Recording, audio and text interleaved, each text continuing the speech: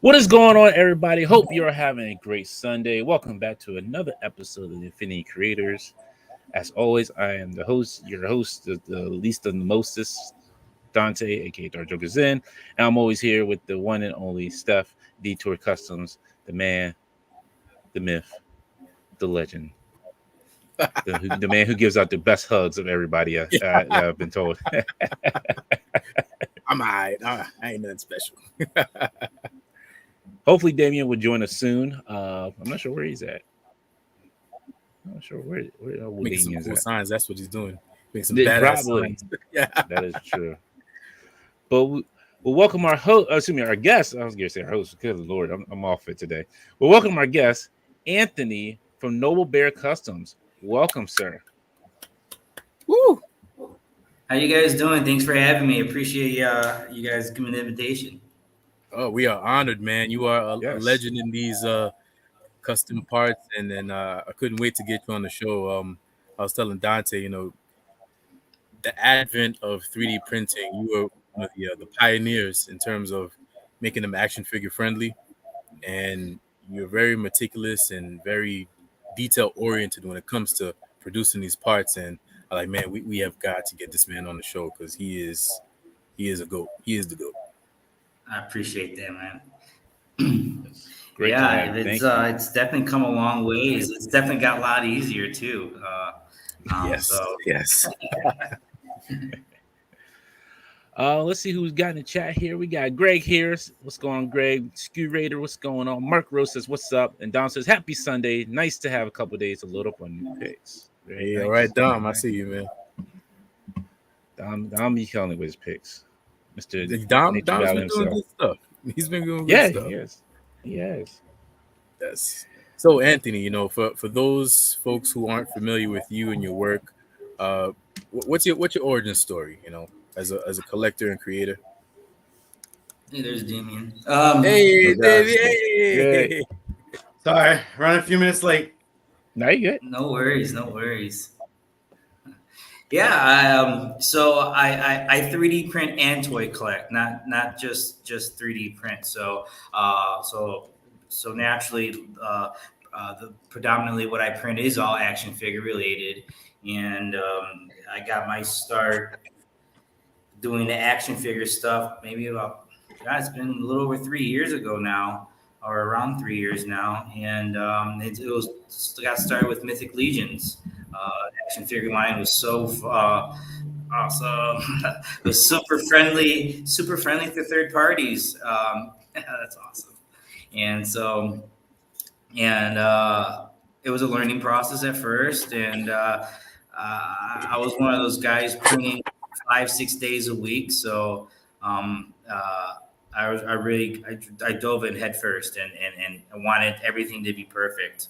And I made sure it was perfect before I ever offered anything to anyone else in the public. I did it for myself first to make sure. I think I bought my first printer around going into the pandemic, so everyone got like an ample amount of free time.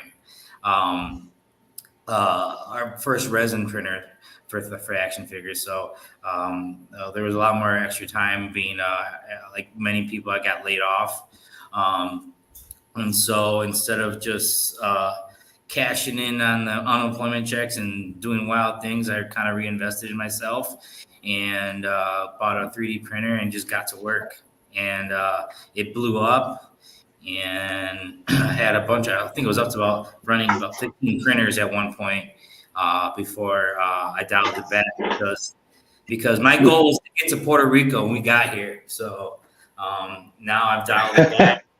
I'm trying to make it more of a hobby, but again, to reignite the passion in it instead of just putting out parts after parts after parts for other people. So, yeah, it's definitely the door to a community that I'm so grateful that I found. The toy community, and it's just been so awesome. I've been living pretty remotely in the mountains for the last 8-9 years, so this is my socializing. So this is how I find out what's going on in the world still. Yeah, so you're in Puerto Rico now? I am in Puerto Rico. I made the major move back in March, and then we were kind of in a pit stop until just a few days ago, and I just finally moved into the house that we rented. Oh wow! Just 2 days ago. So currently unpacking. Congrats. Yeah, thank you. So this is gonna be base camp until the next phase.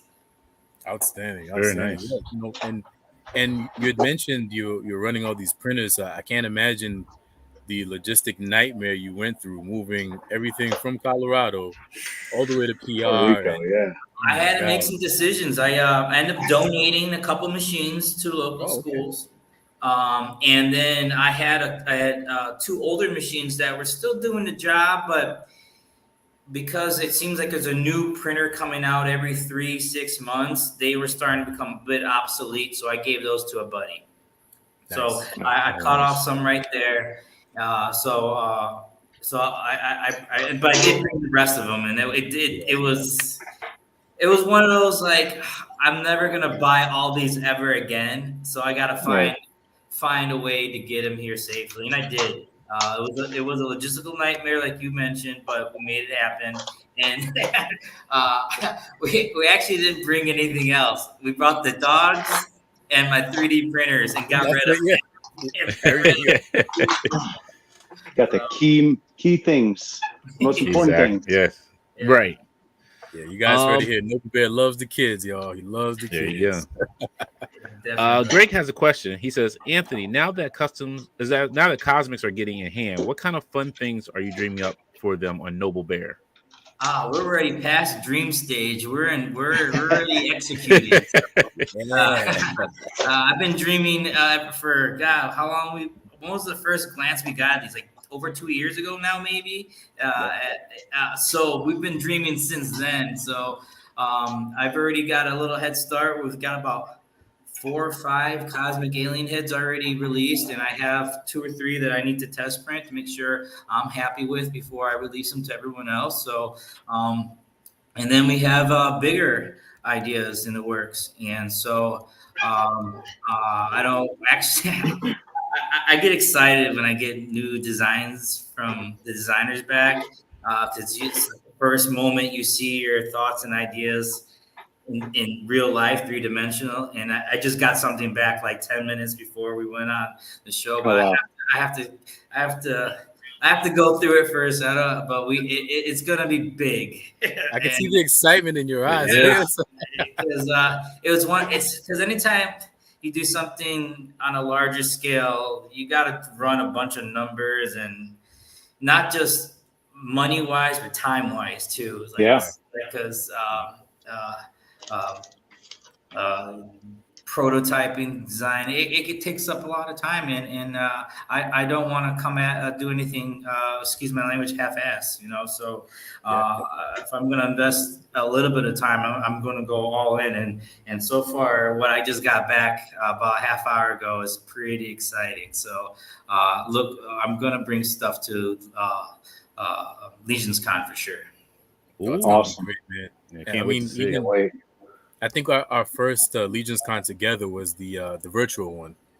Yeah, we did the channels and everything, and that was kind of on the advent of the whole 3D printing adventure, just starting out, and from then, like you said, the technology has improved exponentially. I remember pieces used to just fall apart in my hands. I'm like, no. Now you got Flex, you can come up with your own formulas, and it's a really good point. I call it the print lab for a reason. There was a lot of science experiments. I felt so much trial and error. Yeah, and now there's a lot of great information and groups out there that you can go on and ask questions. But I felt like 3 years ago, any information you got, you might as well just try it on your own and figured it out. They got the mage, yes. This is a golden piece, right? It's one of my favorite pieces, man. So this one I have an idea. So I want to do a Sinister 6 of Mythic Legions. And this I think is going to be my Green Goblin. Yeah, that'd be awesome. Yeah. I Don was says, going through don't all the say tables at Legion's Con saying, you know, I need a Craven head, I need a Goblin head, I need like a Rhino, right? So going through them all, I saw this at your table, and I said, oh, that's gonna be my Goblin head. there you go. Yeah. That's a fun Ooh, Dom one. said, I don't say don't have that one flex. anymore, so it was awesome that you grabbed it. Let's see. Going, We got said. one. Sorry, real quick. We got Trevor here. 16 Shooter says, "Yo, Anthony." Dom says, "My Cosmic should be here tomorrow," and he says, "Don't flex." He said, "Don't say flex. You'll make Dante bend the sword." Bend that sword, man. Yeah, Dante, get the sword, man. Get the sword, bro. There it is. Got He's it. like, he just keeps it. I'll bend it He with just you, keeps man. it. Oh, you too. Oh, wow. You got some real Wow, in there, yours was Steph. like a noodle, Steph. Yeah, for real. Yeah. It looks like a raw noodle. There you go. Here he goes. It's Going a right pasta, back. man. Noodle, rather. Yeah. It's coming back to true. Here it comes. Yeah, give it a minute. Man, Damn. you used a little extra of that TH72 or whatever, right? Love that TH72, man. Yo, Use a little TH72 is a extra lifesaver. It is a lifesaver. I I haven't just- used it by I just itself. ordered lost in the mail TH72. Look at Greg. Holy crap. Dante swiped it. Yeah, actually, I had a trip to my house. Don't worry, I'll take care of you. I'll take care. I'll get you some more. But no kidding, that stuff's a game changer. That's Yes. the stuff that we're trying to come up in the labs like 2-3 years ago, mixing stuff together, and no way did we come close to. It's like remember when Bugs Bunny would take all the different chemicals and he'd mix it up and he'd pull the spoon out and the spoon would be all shriveled up and be like, Yeah. Like, that's what we're doing. Like we're just trying to mix up different resins and a little bit of this, a little bit of that. What can I add to make it a little more flexible? Yeah, definitely. I just completed a couple prototype projects with the TH72 on the 1/18 scale, and I was able to do stuff with the figure that I was never ever to do before with that resin. So I'm excited to see what people are gonna put out for us 3D printers. Cool. With that knowledge that we have that kind of resin now. Yeah. Trial and And error. think about it, like what we have now, what are they gonna have next year? What are they gonna like for real? Like it's always changing. The technology is improving every year. You know, printers are getting cheaper because the new models are coming out. So older models, if you're good with it, depending on what you're trying to print, and you're okay with a lower resolution, you can get a decent 4K printer now for what, $300, which is like insane. You can catch it on sale even less. Yeah. Amazon you know is what I our want to friend. say? Yeah, I want to say Resin is like making great impacts with their resin. Like they've been really pushing the limits of what resin can do. Yeah, because I mean, what can you do with FDM? But besides TPU, ABS, and PLA, what do you do? Like they have wood filaments and stuff like that. But I mean, what else? What are you going to do with an FDM printer that, like, you know, resin is just the next level? Like there's so much more to explore in the world of resin, of different chemicals and different you know, combinations. But FDM, I feel like it's kind of like it's at its peak, right? I mean, you can have different machines like the Bamboo that are super fast, changing the resolution, getting a smaller resolution. But as far as in different colors, goes, right? As far as you're not utility, changing the game with the material. You're not. You know, when we talk about resin, especially now that these formulas have taken shape and have completely changed the way we can kind of engage with the pieces. You know, FDM is great, but as far as, you know, like you said, Anthony, prototyping and actually getting to that next level of production, resin is transcended. Yeah, absolutely. Because you know what, I'm thinking, this is crazy. It's kind of using this as like really kind of base. Like this part of him is soft and flexible, so you can the storm collectibles. Yeah, they do that. You can easily print this out, and then print hard pieces underneath it to go underneath for the, you know, plugging the arms and everything. So like we've like it strives that your imagination is unlimited on these. We're at the point where we're right at the cusp of pre-injection molding quality. You know what I mean? Like, and I think that's always been the goal, trying to get to the point where we can get as close to the factory quality as possible.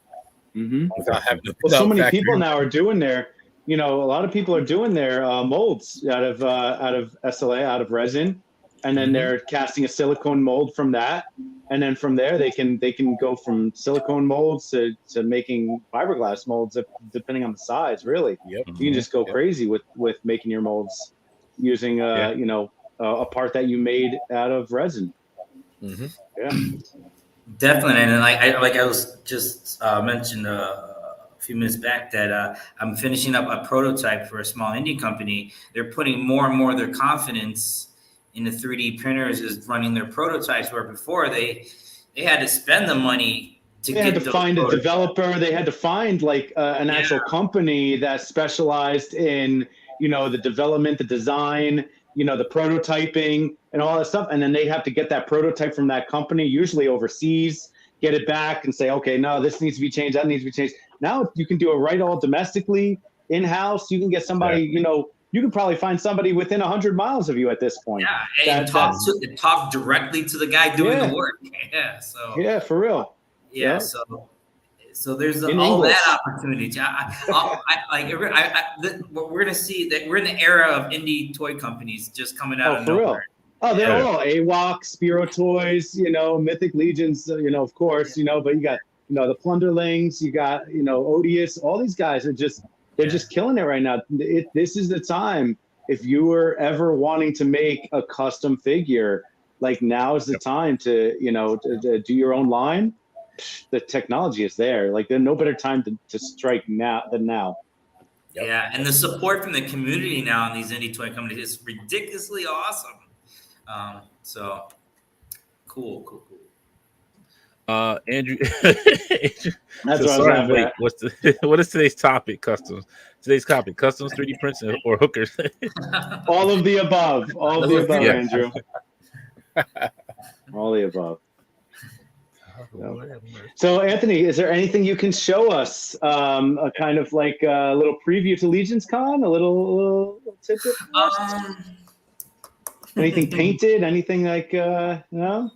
No, I know, but I can't show here. I'm gonna go in the other room and grab something real quick. I'll be right back. Okay.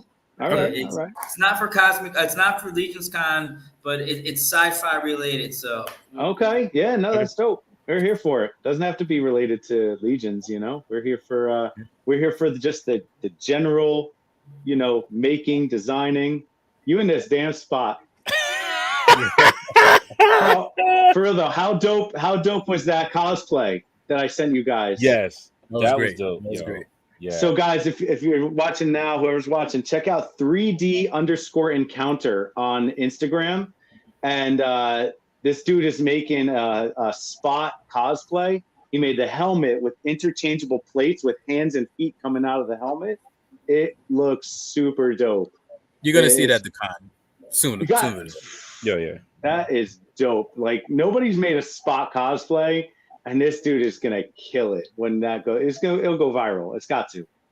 Interactive cosplay is the best kind of cosplay. He takes it above and beyond. That was such a you can and like in the middle of the show you could just switch out your faceplate and have a hand or a foot coming out your face, like that's dope, man. I love that. Yeah. Oh, Andrew says he's like my first personal Legions comes in tomorrow. Nice. What'd you get, Andrew? What'd you get on your order there? I haven't got. Yeah, they haven't shipped out mine yet. Yeah, they haven't shipped mine y'all. Yeah, but you didn't do an all-in, right? You just picked and choose. Yeah, I did. Yeah. So if all-ins, they just literally take their label off the box and put your label on the box and send it out. So yeah, that's fine. Yeah, that makes sense. But we're so close. I wish they would allow us to have a pickup option. I'm an hour from the studio. You know what I mean? Like, give me a pickup option, and I'm there. Like, I just put in my order for All-Star 6, and I'm like shipping, and it's like $16 shipping. I'm like, dag, like, let me just come get it. Like, I mean, yeah, it's like $5 in tolls, but at least I can just go get it. Like. Right. My monkey, I was like, I got in like, what was it? Went on sale 8 a.m. I think by 8:03 I had ordered my monkey, and I got it like the last day of shipment. Same. So I'm like, same. Right? Yeah, I got my last too. I'm like, man. I wasn't tripping, but I was like, I'm not tripping about it because like I got it. It's coming. you know, but I know I got it. It's just like, I just want it, you know, like I get so much jealousy watching other people play with this stuff. Like I've seen dudes like Matthew Toy's got his Yamaguchi Spider-Man. He's got his Scarlet Spider from Mafex. And dude, bro, I ordered those months, like when they first went up, and they're on a slow boat from China, man. I'm like, and you can't even track anything when it's international like that. It's lost. It's just, you just have to wait for it to show up, you know? Hope the orcas don't get to him. Yeah, I get. You know? Like like I said, I was excited about when I got this T'Challa head sculpt. Yeah, and it came from Australia. Man, oh, it came from Australia. Yeah. Oh, you waited. You. How long did it take you to get that guy? I want to say maybe about a week. What? That's okay. Great. Not bad. Damn good.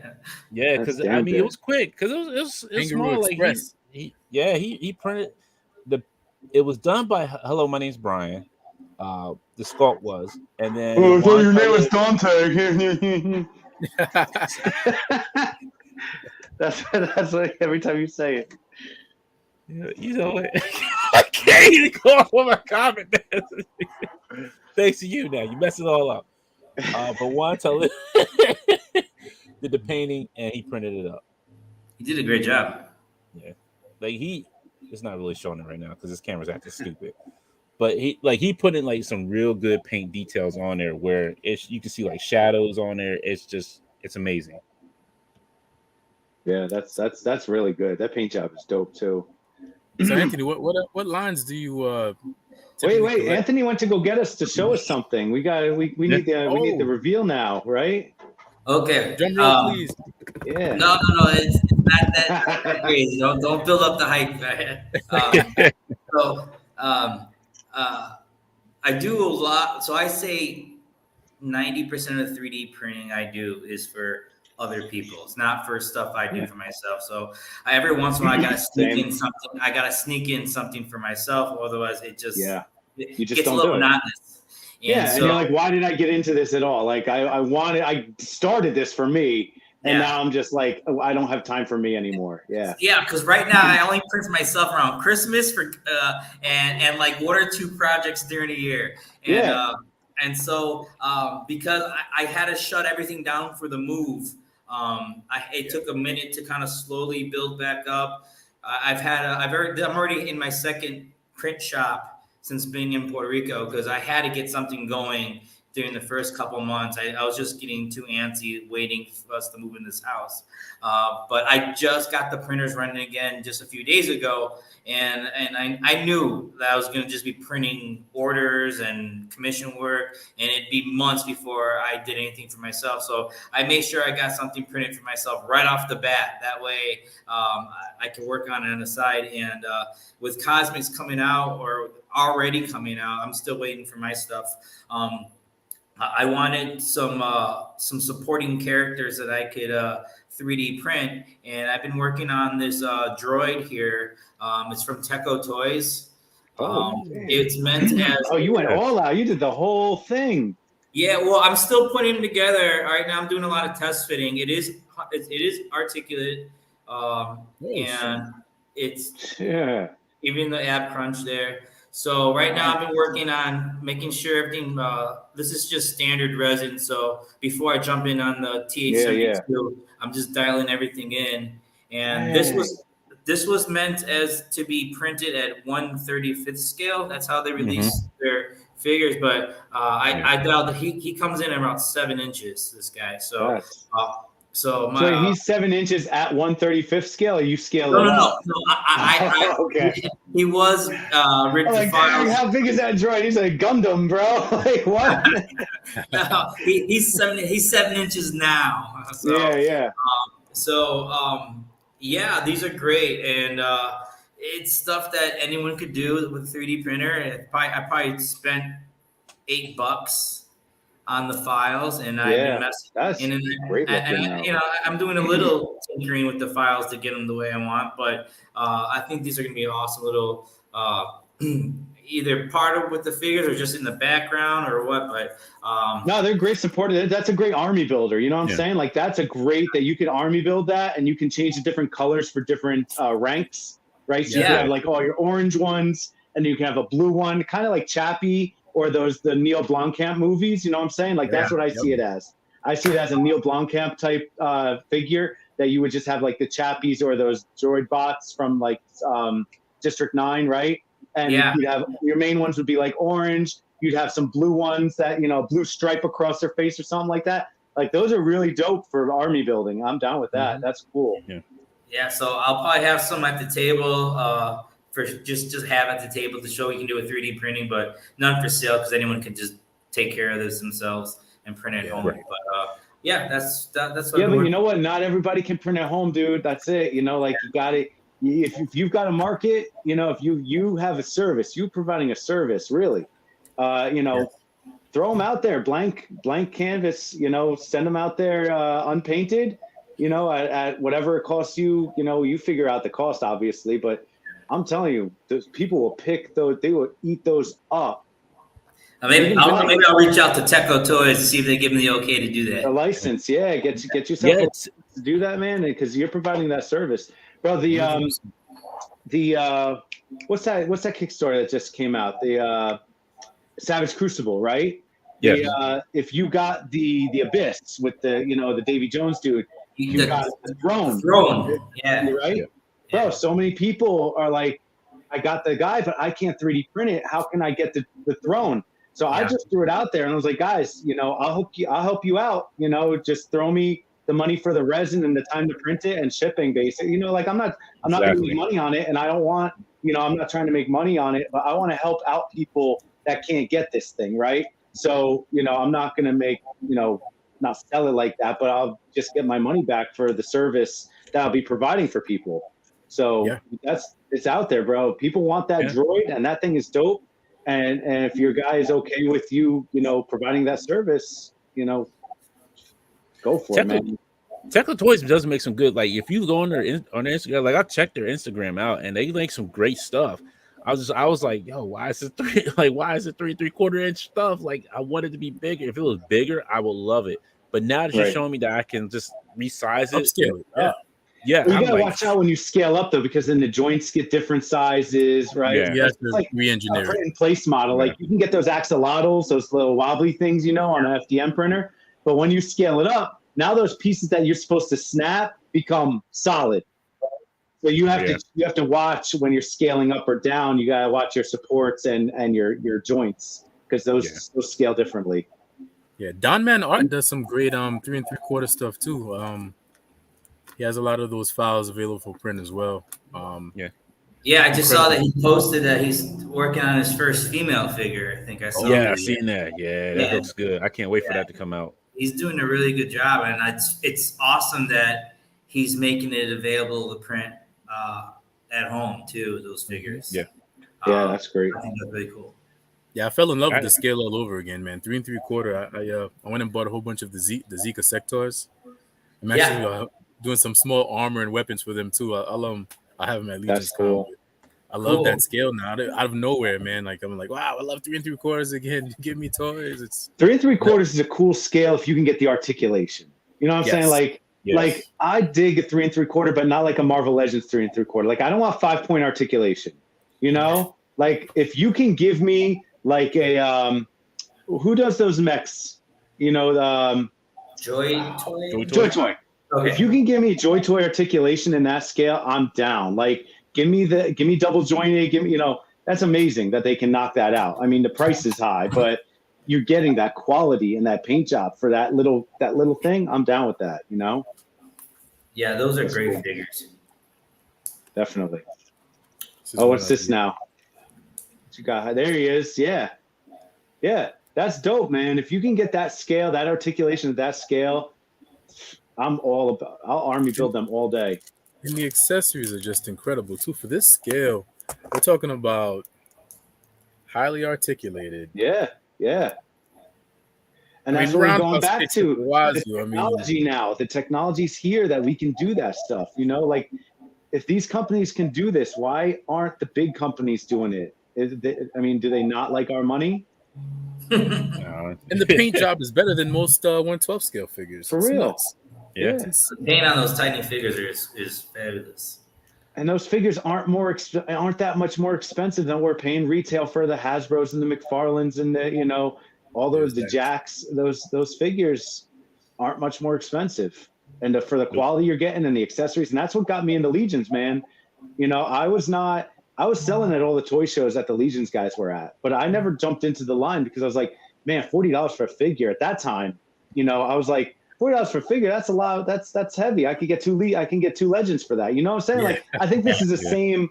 This is the same thing that everybody that gets into Legions, I think, starts with, right? Yeah. And then they did the Legions Builder line for, what were they, $27 when they were doing that first line, right? Of the goblins and the skeletons and the knights and stuff. So I was like, 22. Let me get a couple.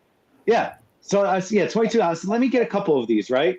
And then I got them in the house. I was like, dag, like, look at the I can turn this double-sided axe into a single-sided axe. I can change the pauldrons. I can change the armor. I can change the heads, pop and swap and all stuff for literally the same amount that I'm paying for maybe a few bucks more. Look at all I'm getting. Then a Marvel Legends. I'm like, I'm in. Marvel who? Hasbro what?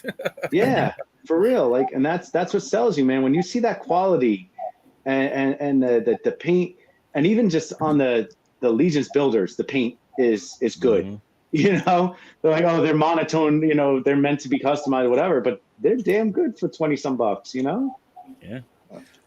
Greg says, Anthony, on the sci-fi angle, is there a sci-fi property you want to have fun printing things for yourself? Like ones like Dune, Farscape, Battlestar, or Expanse, etc.?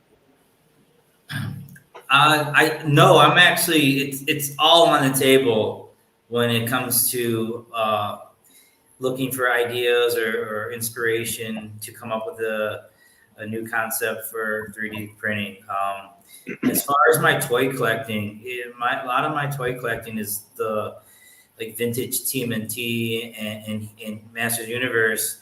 But as far as more modern toys, Cosmic Legions is going to be my first big dive into sci-fi. A lot of my stuff is fantasy, or stuff like Plunderlings and Valivers. Yeah. A couple just really random stuff like Popeye or something. But so with this being my first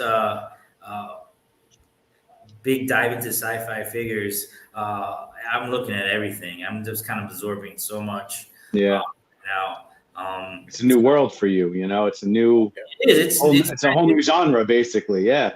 Yeah, everything is exciting me right now. So yeah. I just want to point this out. I opened this, so I got this head from you from Legions Con, right? And I still had the bag. I had actually never opened it because I wasn't ready for it, right? Yeah. But then we did a stream with the Between Two Sentinels guys on Wednesday, and we were showing it off. And I opened it because I wanted to show off the actual head sculpt. So I opened it. And when I opened it, this is really cool. I really like this, is when you open it, you get a little thing inside, a little thank you note from Anthony saying, thank you for your purchase. You're one step closer to a custom action figure. And then all the contact information right there in the little card that you get that's stapled. Like, that's really, really cool. That's customer service right there. Like, I like that, like, it's just, it brings the brand home. You know what I'm saying?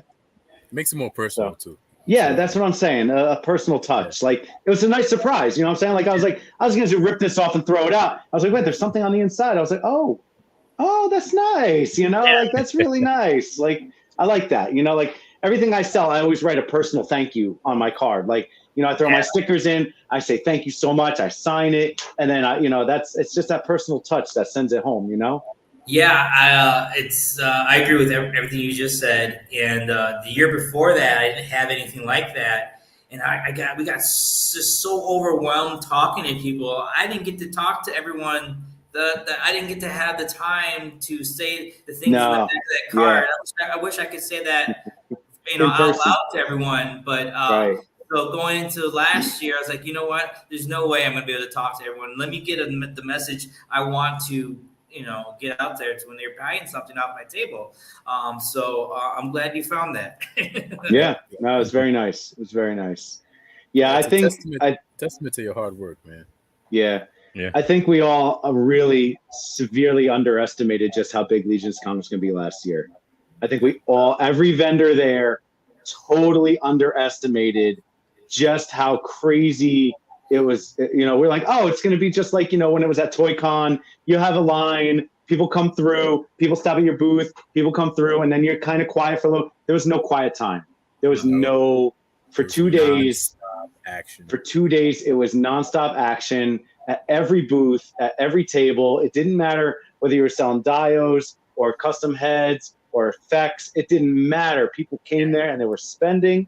And I think we have a better idea this year that we're going to be a lot more prepared. Hopefully. This is amazing. Yeah. Can you talk about this, Anthony? Let's go through your thought process on this. Okay, so this is one of Jason Rodriguez's sets. So if you're not familiar with Jason Rodriguez, Jason works his butt off to produce these full kits like you're seeing on the screen there, and it's not uncommon for him to make a drop every Sunday. He'll take a couple weeks here and there, but you can count on Jason dropping something similar like this.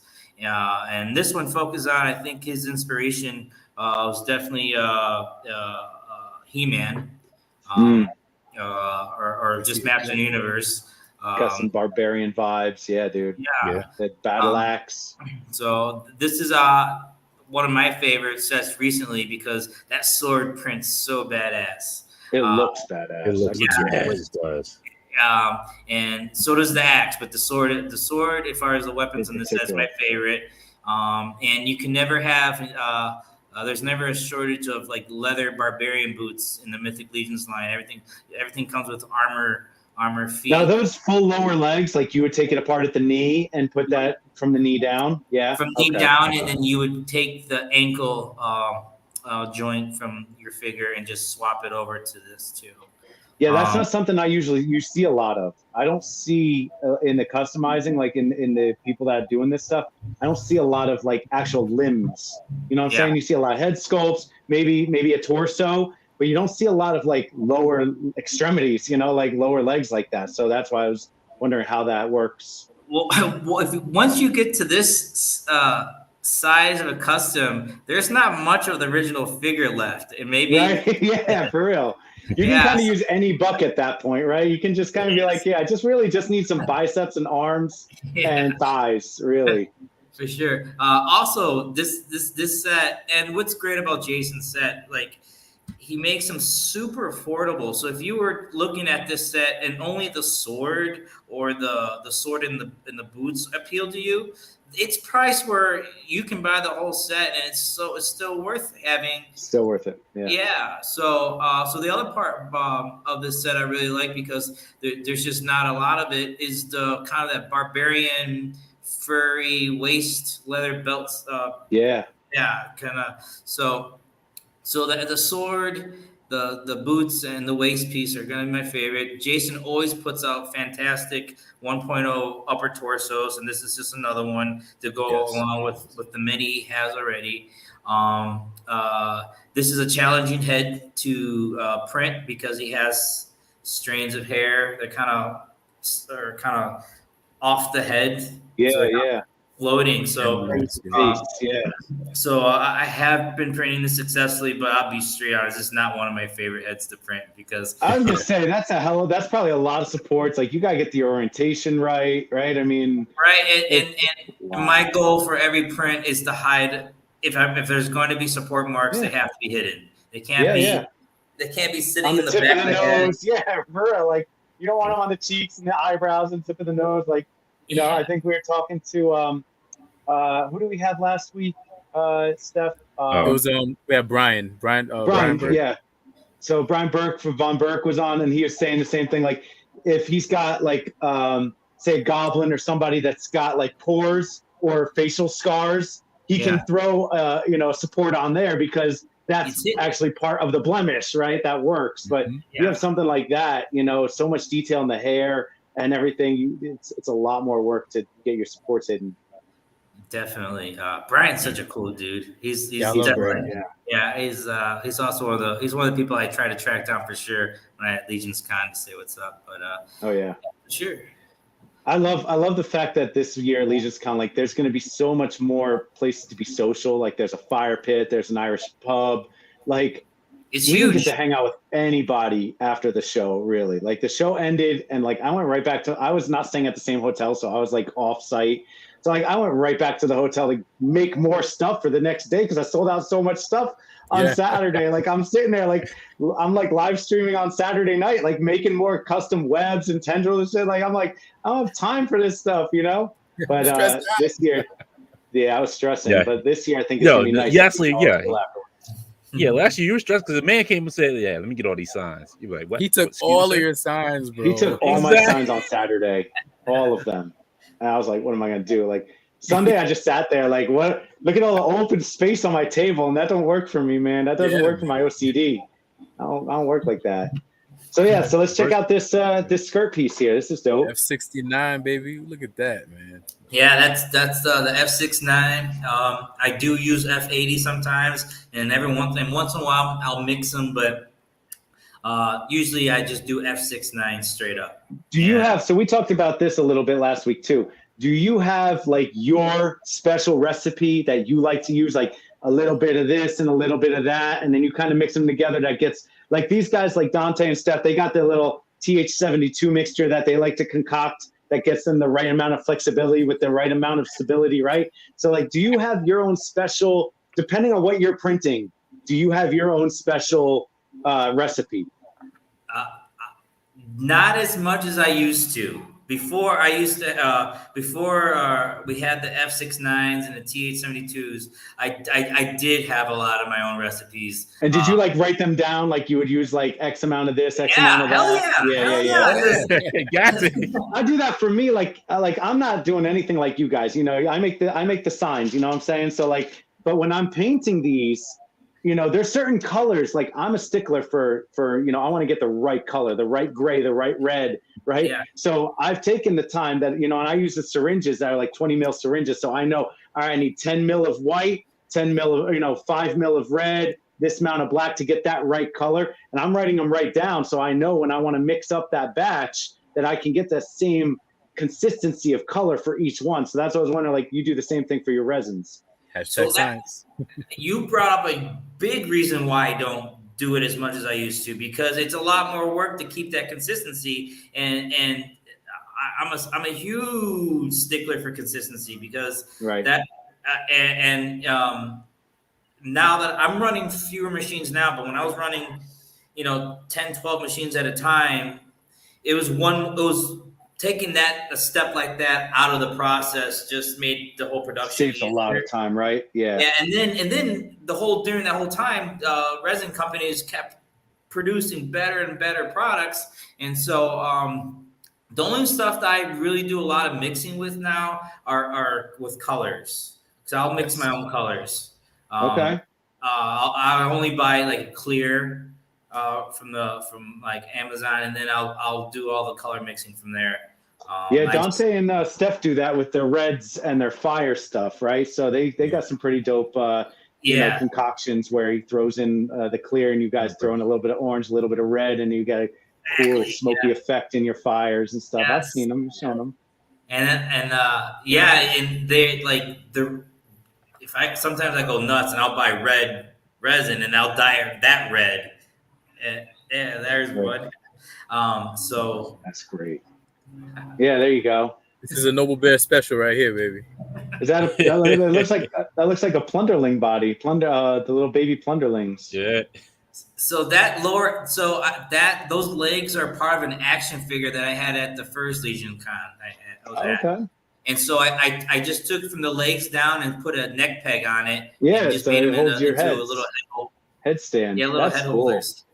That's really cool. Yeah, that's cool, man. I dig that.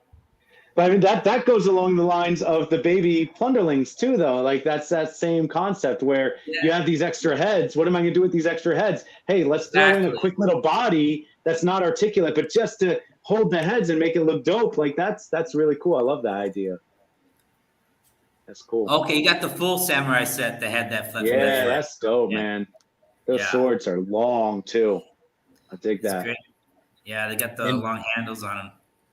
And that head. So this too, is a full. This isn't even. This isn't even like using any figure as a base, right? This is full straight up resin print, right? Its own figure. The arms and the biceps. upper legs and upper arms and hands are all of, was it Valak? Valak, yeah, Valak. Yeah. Okay, because they're that flat black, I thought maybe those were just black resin printed and then gray resin printed on top of it. I got you. Okay. I wish we could print the upper arms and upper legs. That'd be nuts after that. But one of those because of the guidelines. One of the guidelines. The guidelines. Follow. Yeah. So. That I don't paint. I wish that's something I hope that's something I can skill that I can work on, because I would love to paint something like this.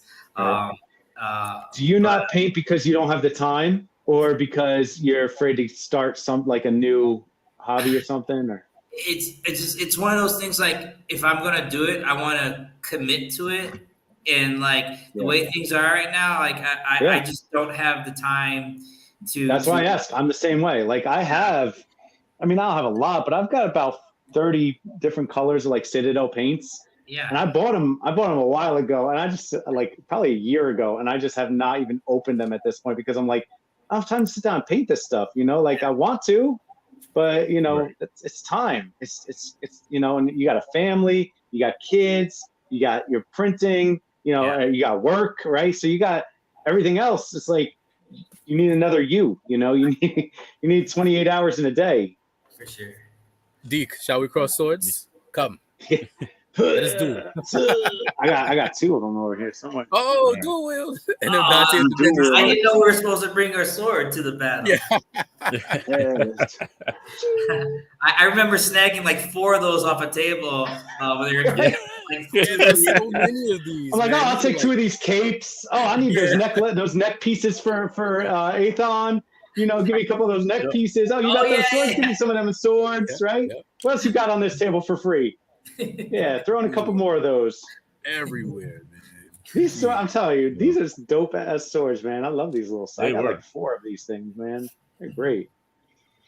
But heck yeah, that's cool, man. So let's go back to the Monkey Man here. Let's talk about this. What is it all the same resin? Is it all the same flex? Do the swords flex? So the for this particular one, I probably have 1, 2, 3, 4 different resins in this particular one. I have the belt was the F69. That was the obvious one. I'm pretty sure. So let me just pause you right there. How many resins did you say? I probably used 4 different ones in this. 4 different resins, okay. And how many machines do you have again running? I'm running today. I'm running 5. 5. Do you keep a different resin in each vat, and then so you can just print off this piece in this resin, this piece in this resin, this piece? Do you label them so you remember what's in each one, or you just remember, or just keep the bottle next to the printer so you know what I'm saying? I'm just trying to get in the psyche, right? That's what we're here to try to understand the psyche of how you work, right? So each of my printers are a different level of dirty, and that's how I identify them. Nice. Okay. So stuff like the F69, it's as great as a product it is. It's so messy to deal with, and if it's not really warm, it's just super goopy. So that particular resin, I have a dedicated machine for, because I hate. So I hate that swapping that one out. I don't think that's something we ever touched on, is different resins being a different consistency or different messiness.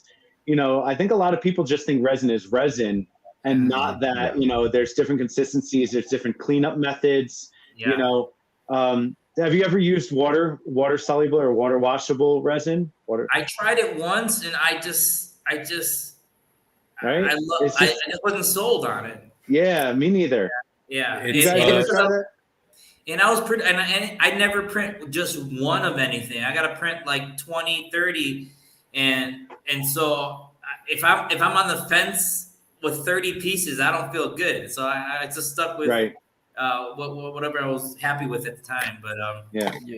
and then washers. Sorry. I'm sorry. I was going to say the other resins on here are probably a mixture of. I probably have something. So the blades on this one, I may have done some mixing just to make sure they wouldn't break. But then I have like something like the shoes, the feet. I'll use standard, just regular standard in there. And then ABS, and maybe in the parts that have like the wrists on this one are a little thinner than like the leg piece. So I like to use ABS like stuff on that. And then this particular head sculpt has a lot of floaty hair pieces. Yeah. So I needed something stronger and a little flexible for that one. So that one probably in ABS, maybe I forget too. Sometimes I'll this one was I printed for myself. So I wasn't really too concerned with what I was using at the particular time. But but it's totally normal for me to use multiple resins to get a desired thing going. Yeah, that's why I was asking. Like, you have multiple resins. How's that work for your your setup? You keep your certain resins in certain vats, and certain printers print certain parts for you. That's a great question, because I think a lot of people, when they get into 3D printing, they don't think about the process, your post process procedures. And that's because if you're terrible about cleaning things up in general, you're gonna find this a very difficult task. Right. What's your post process setup look like? Do you have a wash and cure machine? You're just using a vat? Are you using denatured alcohol? Are you using IPA 90%? Like, what's kind of your post processing? So I moved from dramatically different climate environment from my printing shop in Colorado was at about 9,000 feet of elevation. Oof. And like basically winter 7-8 months a year. So and moving to Puerto Rico, my post process is the thing that took the biggest adjustment so my current setup is kind of I'm still testing it out, but I'm happy with it. Denatured alcohol has always been my go-to. Okay. But you can't purchase it here on the island. Oh, geez. Okay. So, which you can get plenty of rum though, right? You can use the, So I couldn't figure out why it wasn't available, and I want to say that it's illegal, and it has something to do with rum distillery industry. Probably. I don't know enough to talk more on it, but so denatured alcohol is actually just not legal here. Yeah. Wow. Okay. So then I was like, okay, I got IPA. That was what I originally learned to use. I can fall back on that. But then on the island, it's almost nearly impossible to find anything above 70%. Yeah. So it's like, damn it. I'm like, there's no way I can send out a half-ass clean print. It don't matter how perfect the print came out. If I can't clean it, there's no way I can't use it. So I've had to build a network of people shipping me things. Right. And so right now, I'm back on using IPA because it's just the easiest for me to have people pick me up. I do a multiple bin wash. I use like a little Tupperware. So I'll do it. That's why I'm asking you, like, what do you use? Because I know what we use, right? We're using different size Tupperwares. We're using like UV lights from Amazon, making our own little kits, we're total garage shops, Yeah, I'm pretty sure we probably all learned to print around the same time. So I'm probably all use similar sources to learn how to. So like anything I'm saying, like, yep, I've done that or seen that, or so I've got sometimes I'll do initial rinse and then I'll do another rinse. And the way I set up my supports, 9 out of 10 times I could just peel them off without. Nice. Yeah. The Brian Burke twist. Brian was saying. He's talking about how twists it Brian right was off. talking about last year how, or like a year ago or so, he was happy if he could remove all the supports from a head sculpt within 2 minutes. That was his goal, right? His goal was to get them all off within 2 minutes. Yeah. And now he's gotten so good at it that he just gives it a twist and they all come off. He's like, I got to do some ASMR stuff where they just and the whole thing comes off, because he's like, back then my pinnacle of success was based on a 2-minute removal of all the head sculpts. And that's when that was me saying, I can put these in production if I can remove all these within 2 minutes. And that was his goal. And now he's obviously far surpassed that. So yeah, I remember a few conversations with Brian when he started printing those out to realize he's he was one of my favorite printers that learned, like, from buying your machine to becoming that good that fast. He was one of the first people that really impressed me with that. And he's got great prints for sure. But yeah, that's totally satisfying just to kind of the twist pop, because I remember when I first started, and if I got the shit off in 2 minutes, that was really good for me too. Right. And then it'd just be like just big holes of just a mess of sanding. You would have to. I was like, oh my god, this can't be the way it's supposed to be done. Pieces everywhere. Yeah. So, like, God forbid you drop one of those pieces on the floor, with that little square and that little sharp piece there is like a thumbtack, basically. You ever step on one of those with socks on, you're learning quick to clean up your mess. Yeah, man. How did you guys learn? So when you guys 3D print, do you manually set stuff up, or you kind of do the auto support thing? So when I was using Cheeto Box, the auto support feature was a bit flawed. So I ended up having to. So I'd run the auto and delete and a lot of unnecessary errors and add additionally. Yeah. And then I would have some successful prints, but I also found that once I switched over to Lychee, that feature was a lot better, but it was a lot more cumbersome. Dante, do not shake your head. I'm gonna make you love it, man. I promise. But I think even with that, the software is getting better. It's getting better at identifying, negative spaces and areas that would otherwise overhang and would need that support. So I just sliced some heads last night, and it actually helped me identify some flaws in the design. So I actually end up going back and editing the head to kind of fix some negative spaces that would otherwise cause structural damage to the part. So it's definitely gotten better, but it's a combination of the auto and manual, I think. Auto first kind of find out where your dead zones are, and then manual to kind of fit your needs. For instance, like in the past, I would print swords at a 45-degree angle. But then I would get the divots, and I'm like, this is driving me crazy. The blade edge is chipped. This is not what I want. I print all of my swords vertically now. Yeah. With just a few supports, and it works every single time. It's probably the least amount of failures that I get of any other parts that I print. Yeah. So, plus, all the supports would be kind of hidden underneath the hilt, right? You start with the handle down, right, and then it comes out to the tip. Yeah. Yeah, like that. I would support it all down here. Yeah. And I would maybe raise it maybe about half a centimeter off the build about plate. 5 mil. Yeah, that's I always have. I find 5 mil is the sweet spot for me personally. 5 mil off the blade edge is just completely clean. It's smooth, no chips. Beautiful. Look at that print. God, that's sexy. Look at that. That's nice. Thank you, D. As Steph would say, I'm the bad guy. Yeah, I'm the bad guy here. I pretty much I just let it auto. Look, I just let the thing auto support it. And I'm like, all right, cool. And I just fix it in post.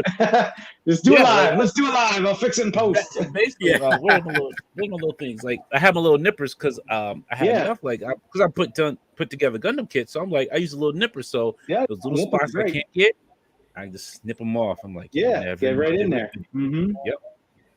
And me, I'm the same. Like I'll use, like same as Steph is, I'll use auto to kind of see where the sports need to be, and then I'm like, I don't like how that is, or I don't like where that exactly is. So I'm like, let me move it over, or maybe reorientate it a little bit, and then try auto again to see if that changes up the supports a little bit more, hides them a little bit better, and then like I can click it. Now, see, I'm not using Lychee either. I'm actually using the Anycubic that came with it. Because at the time, when I got my Anycubic Photon Mono, or whatever the long name is, there were no slicers that had that profile, right? So I was really stuck with it.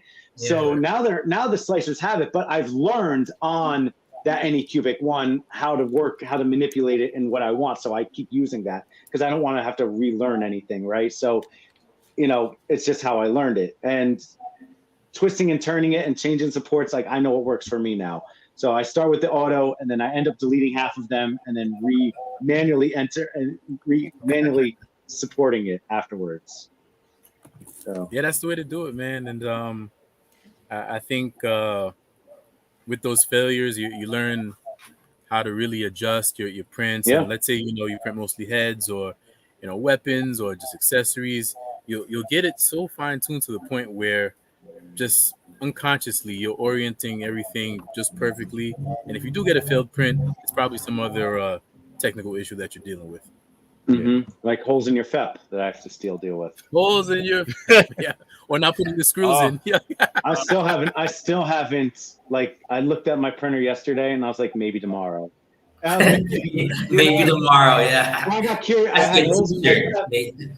I had holes in my FEP, and I got cured resin on my screen now, and I got everything I need. I got my little plastic scraper, like I got everything I need. I got the plastic razor blade, so it's super thin, and I'm like, but I'm just like, maybe tomorrow, because not only do I need to clean my bed, right? I got to peel off all that resin very carefully, but now I got to take off 7,000 screws to put the new FEP on my vat, right? So I'm like, maybe tomorrow. Like you said, I need a shirt that just says maybe tomorrow with 3D printer with just a broken 3D printer on it, I'm gonna hit you with the Apollo Creed. There is no tomorrow, champ. There is no tomorrow. It's your easy way out. Yeah. Yeah. I was like, I know I got to do it. I know I got to do it. I'm losing. Like, I need to make inventory. I need to make pieces. And I'm just like, maybe tomorrow. Yo, you know what? That's we just need some iCreator shirts that we can just like people start purchasing. But like, yo, there's no easy way out. There's no tomorrow. We need badges, like little badges or something. Right. Little patches to put on your shirt.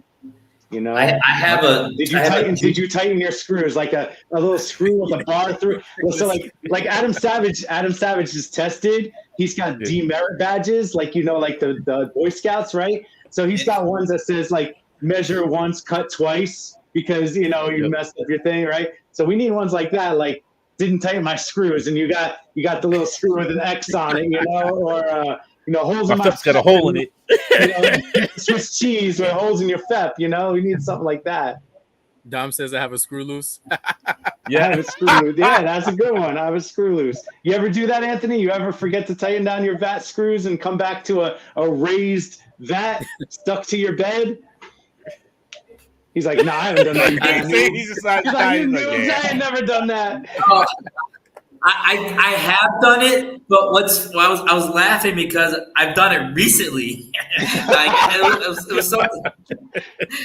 It was something I never did while I was learning to do it, because I was like so anal about following the procedures because I was learning. You got too comfortable, right? Got way too comfortable and got distracted just for a split second, and then thought I was done. And you filled your vat, and then I wasn't even mad by side. Yeah, and then you hit print, and you put the cover on, and you come back, and your bed is 8 inches off the plate, and you're like, oh no, what do I do? What have I done? It's funny that you bring it up, because it was one of those moments you're home alone, you walk, and I'm having a laugh out loud, because it's one of those things like, oh, that kind of shit will never happen to me, and then boom, I'm looking at it, I'm like, wow, it does happen. Because every time I see people post, I'm like, how the hell did you do that? Yeah. Happens to the best of us. Yeah, it happened recently. Yeah, I'm telling you, when you were talking about changing out the FEP, I have. Yeah. So go ahead. No. What were you saying about the FEP, Anthony? Yeah. Oh, I've been fearing, but I've got a Jupiter to swap out. It's been sitting for a couple of weeks now that I have and I'm dreading swapping that because how many screws are just endless. endless. Monsters, man. Oh. Yeah, it's like 700 screws, man. You're like, all right, got all these out, and then you take it out. There's a whole nother layer of screws, and they're even smaller and twice as many at the first level. Like, dang. Yeah. Because you don't notice it like when you first get to printing, you're like, oh man, great looking fat. Why they give me all these Allen wrenches? Oh, this is too many Allen wrenches. Oh, whatever. And then that one time you gotta go in there, what's you're like, small size for? What am I going to use this? Oh, that's what it's for. Right, you sitting there, you get fresh, like, you know what, this is like an 8-hour job. I did not come here to be a mechanic. I did not come to pop all this.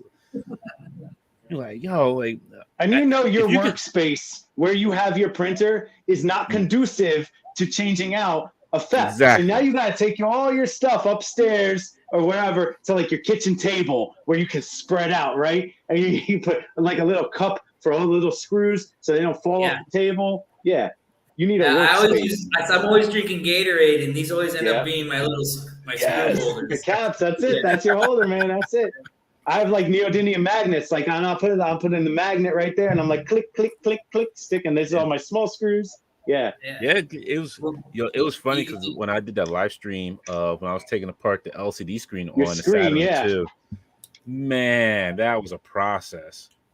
I'm like, like what is this? Like, who built this? Certified mechanics, man. Certified mechanics. You got to be mechanics, you know. Anthony, do you do any FDM printing? I don't. I always have one sitting in the shopping cart somewhere on some website. But so my last year has been pretty chaotic with all this moving and planning, and I say the last 2 Black Fridays I've been like that close to buying whatever the hot printer was that year. Right. What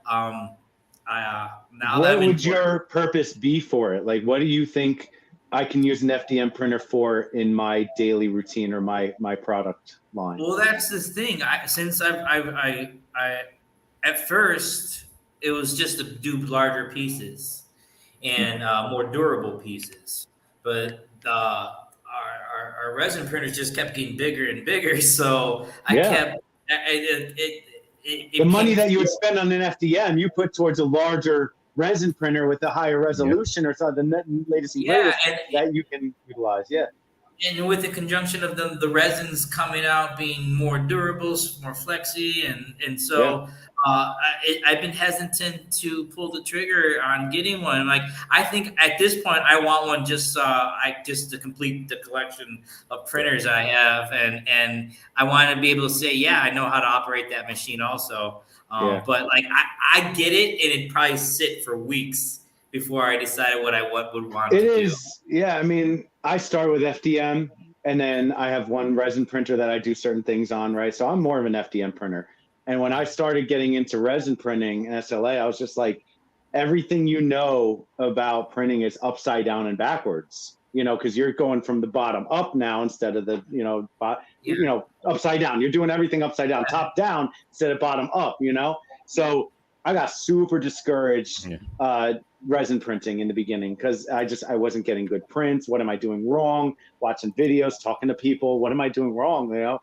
And finally, I just kind of figured it out on my own. Like, okay, I can't print stuff on the bed. You have to actually have it off the bed by like 5 mil, supports, all that stuff. So once I started learning that, I got more and more into it. I was like, oh, this is really cool. Like now I can start actually doing this, you know? So that's why I was just asking you if you did any FDM printing. Like, how do you feel about, you know, going back and forth between the two? But if you're gonna get an FDM printer, like it's everything you know is absolutely opposite of what you know. Oh, yes. I think that's probably another reason I don't want to learn another hobby right now. It is. You have to relearn. You have to relearn everything. It's learning how to walk again. It really is. Yeah.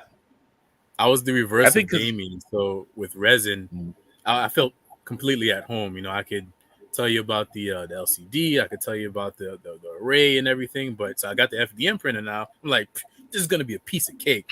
No, the hell it wasn't. This thing took me for a whirl. So I run the Elegoo Neptune 3, right? I'm like, got this print going. And then it gives me this thermal runout error message. I'm like, what the hell is that? So I'm on my phone. I'm Googling. I'm like, I still don't get it. So I'm, taking off parts. I ended up replacing the thermistor. I'm still getting the same error. I'm like, man, my resin printer would never do this to me. I simply just replace it. You go back into the back and you're rubbing your resin. I'll never say a bad thing about you again.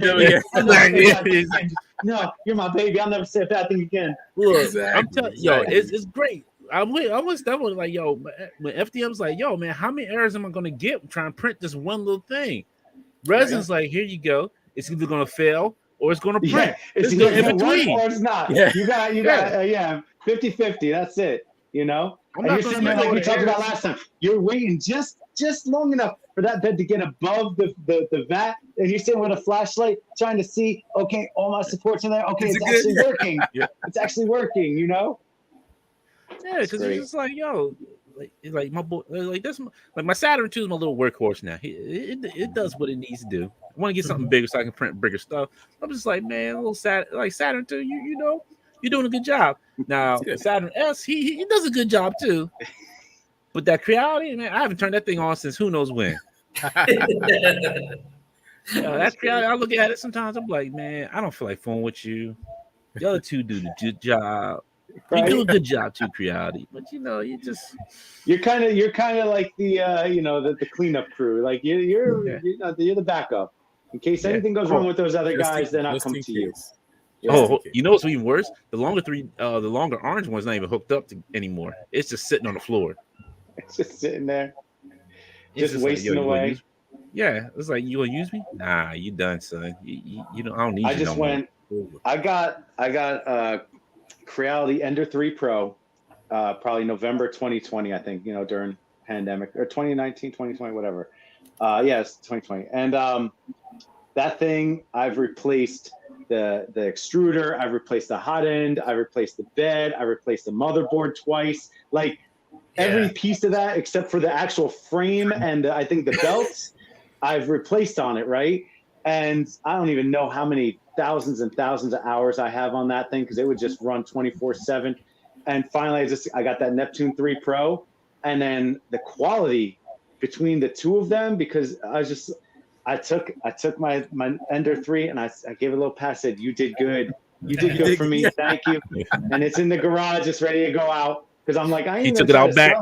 I took it out back. He's going out to pasture. I put him out to pasture. You know, it sat on the floor, like you said. It sat on the floor for about a month and a half because I was like, maybe if I ever need to come back to you, you know. But I'm like, nah, I'm good. Like that's straight. Like I ain't never going back to that because it's got so many hours on it, so many Frankenstein parts on it that, you know, my prints. When I got the Neptune 3, I took the two and I printed the same file on both of them at like the same settings. So I wanted to see the difference between direct drive, how much faster it is, et cetera, quality. And when I saw the quality on the Neptune 3 compared to my Ender 3 that I thought I had dialed in, right? I was just like, what am I doing with this thing? Like, you know, it saved me so much time in post-production too because the quality is so much better on the new ones. I don't have to seal them up as tight, you know, like it just is different. So that's what we're talking about before. Like the quality that you get with the newer printers is like it's worth investing in a newer printer. Keep the older one here and there if you got to, but when it's time, you know. Just let them go. Yeah. Let me get that big boy printer, and I'll be really snapping. I'm like, yo, vehicles galore for everybody. You want vehicles? I got you. You want that hell charger? I got you with that hell charger. Right. You want that 20 bucks? You give me 20 bucks. I got you. Right. $20 for the hell charger. Come on. Anthony, what's your brand of printer? Do you just kind of go with what's the latest and greatest, or do you have a specific brand that you like? So there's probably quite a few good brands today, but I don't know if it's loyalty or it just happened to be the first printer I bought. Yeah. I have all Elegoo machines, so I've had every model all the way up to the Jupiter. So and I've read so many nightmares of people buying their printers, and I can't tell if it was always human, machine, or a combination. Oh yeah, but I've for the most part, for the last 3 years, have never had a major issue that wasn't caused by myself, right? Or was a simple customer service call, email to Elegoo asking a question. Yeah. I don't know how the customer service is for the other companies, but Elegoo's customer service for me has been phenomenal. Yeah. Like even when they were going on sale, like I was waiting for an in-stock sale on like the Neptune 3s and the Neptune 3 Max were like they're back ordered, and they're like, oh, they're coming soon.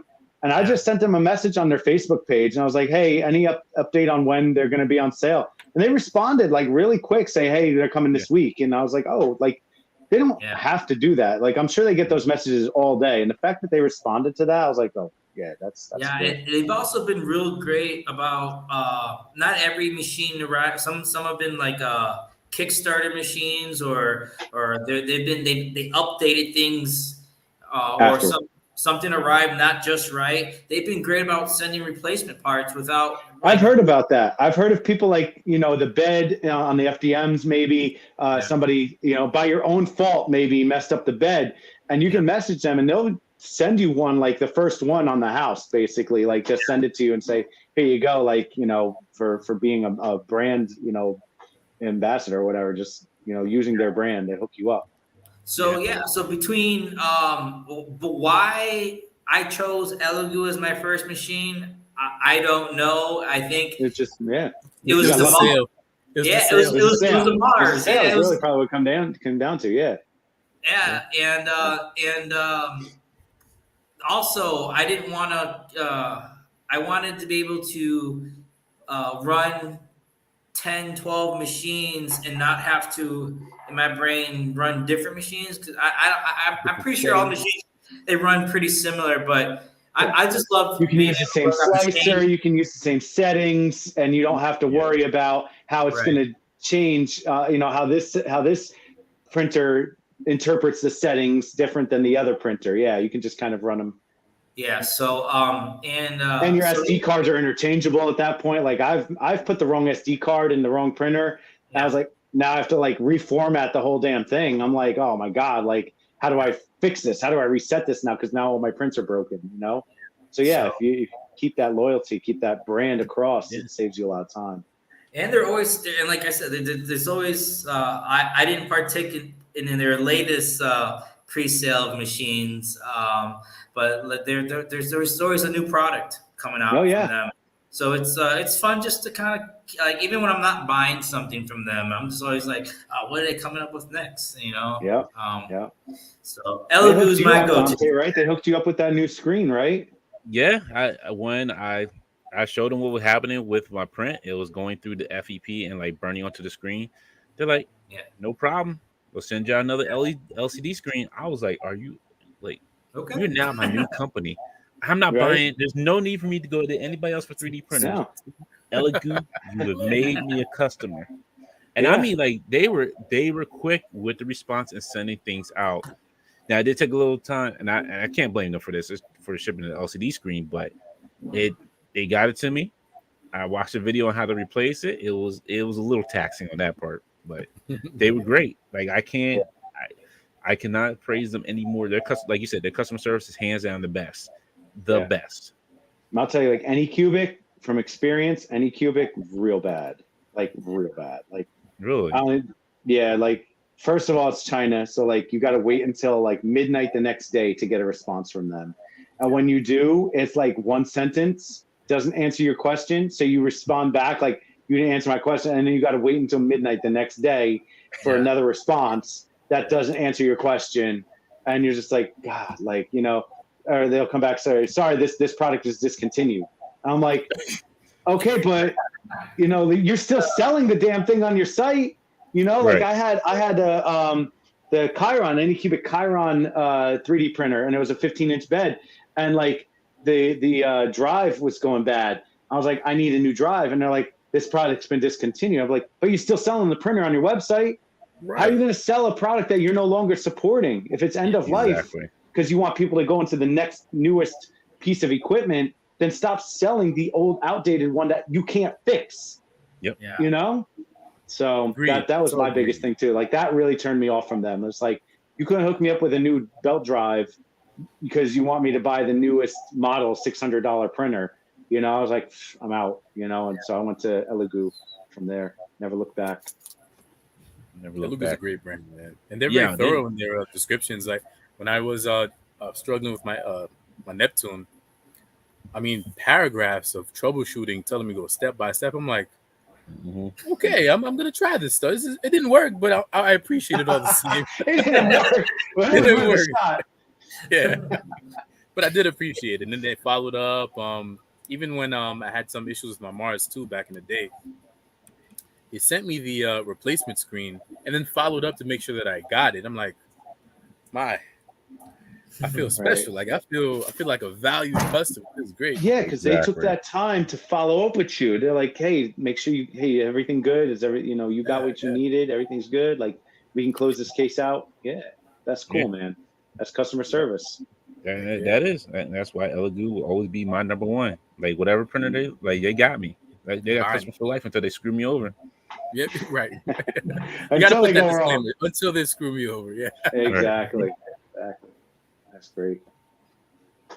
So what do you got going on, Anthony? Coming up for Legion's Con? Like, what's the community like in Puerto Rico? Are there like toy shows? Are there like any kind of is there a toy community out there that you can meet up with people and chat? Or Well, I'm fortunate that I do know a couple Cabalers, Mythic Legions collectors here. William Nieves is the one I know the most, and we've got to hang out a couple times just to hang out. nice.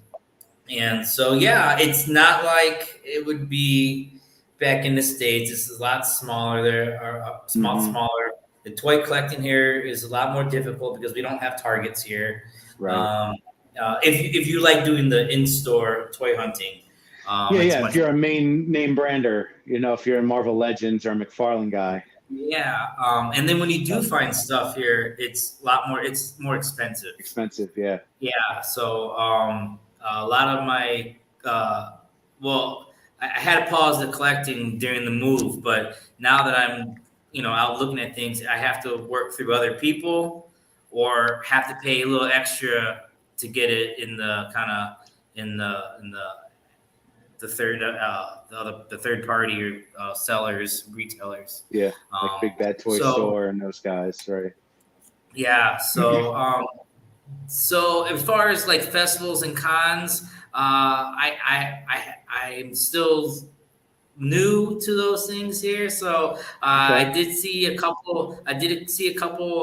Advertisements for a comic show coming up, but they're going to be much smaller here. The community is much smaller here. They'll probably be a lot more intimate. So it's all going to be new for me. So I'm definitely going to check it out.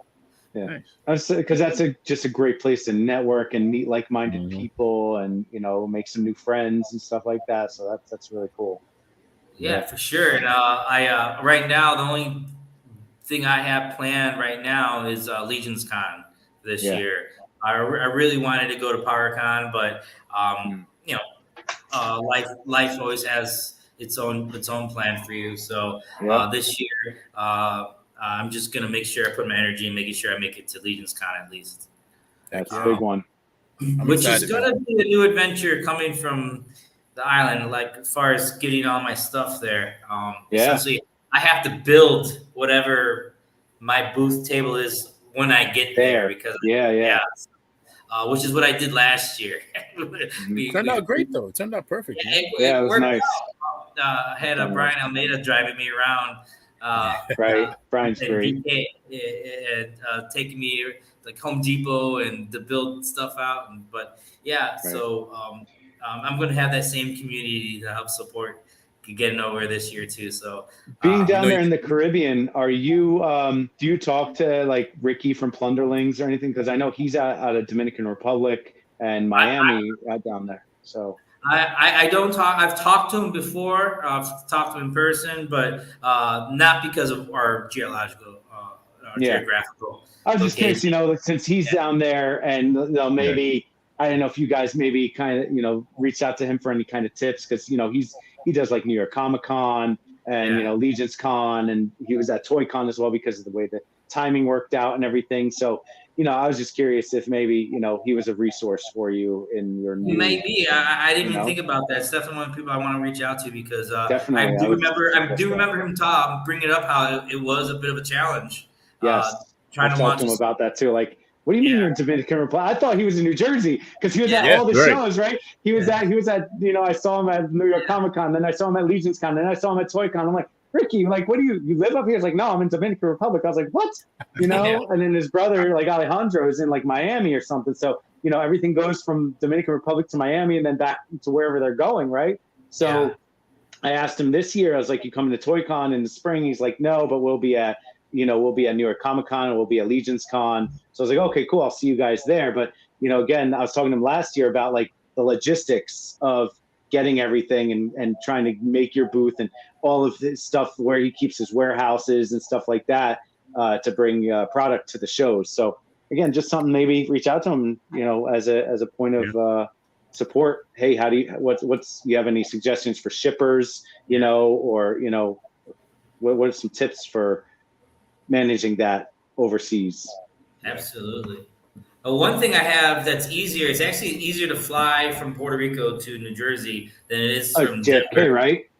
Or JFK, than it is from Denver, because Denver I always had 3-4 stops, right? Yeah.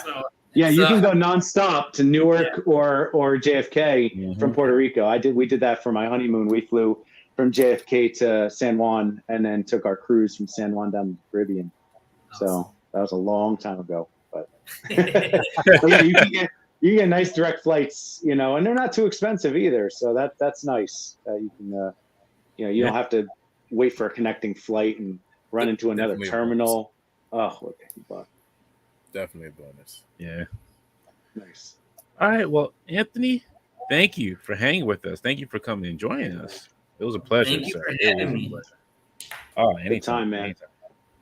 Always a good time. Love meeting new creators and not just new people, new minds, hearing, how your, psyche and processes differ from everybody else's, but we're all kind of the same. We're all in it the same way, but each one has little different tweaks that, make it work for you. Excellent, man. Thanks for having me, guys. It was good to see you, Steph, and I appreciate you too having me on too. It was good to meet you guys and talk more to you guys. And are you guys all going to Legion's Con? Hell yeah! Got my table in my hotel room. Yeah. All right, cool, awesome.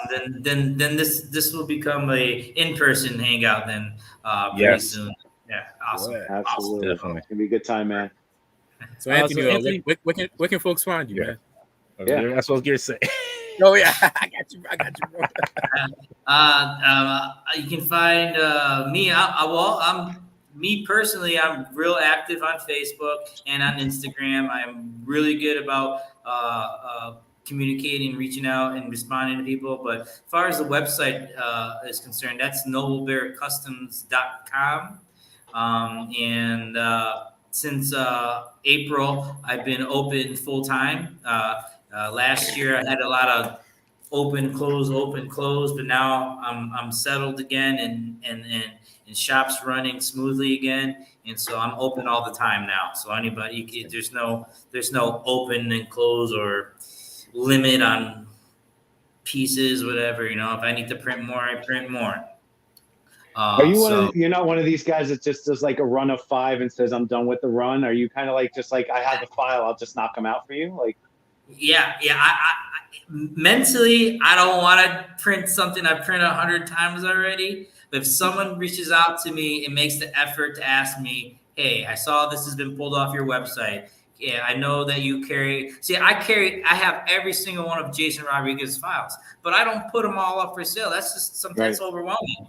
But if you were to reach out and say, look, I was just on your website. I know you print Jason's stuff. I didn't see it, but can you print it out? Hell yeah. I appreciate you just reaching out, talking to me. Yeah. Like if you're willing to go meet me halfway to ask me, I'll take it home the rest of the way. That's without a doubt. I love that. That's one thing that always gets my goat is when there's a printer out there and they're like, all right, limited run of 10. Why? You haven't filed.